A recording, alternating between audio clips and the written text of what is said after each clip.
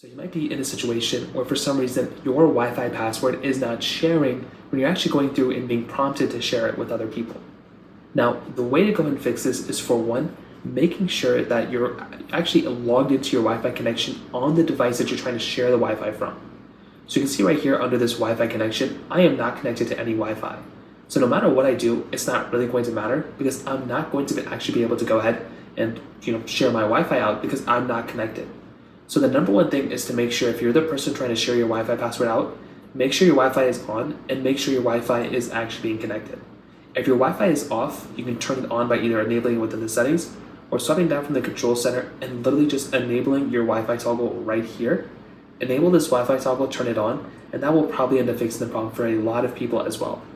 Now, if you do that and that's still not working, the other thing you may want to try doing is just going through and seeing if for some reason, if you're sharing the Wi-Fi password out and it's not working, and or you're trying to receive that password and that's not working either, you have to be on a specific iOS version in order to even do that.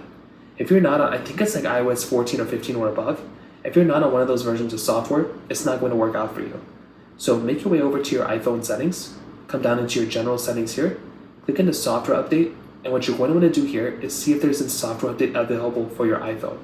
If there is, that is probably going to be the main way to go and fix this problem. If there is not a software update here, that in and of itself is going to be a really big problem that you're going to have to fix. So just go ahead and either update your iPhone, or you may not have an iPhone that's compatible with that version of software. Now, if you do that and that's still not working, you may want to go ahead and try restarting your phone. So just restart your iPhone as you normally would. You could try going through seeing again if there's an update available, but those are pretty much the main ways to go and fix this problem if you're running into this issue. If you have any other thoughts or questions, let me know in the comment section below. Hit the like button, that would mean so much, but definitely hit that subscribe button. More importantly than everything else, I love every single one of you guys. Hopefully I'll catch you guys in the next video. Peace out till then.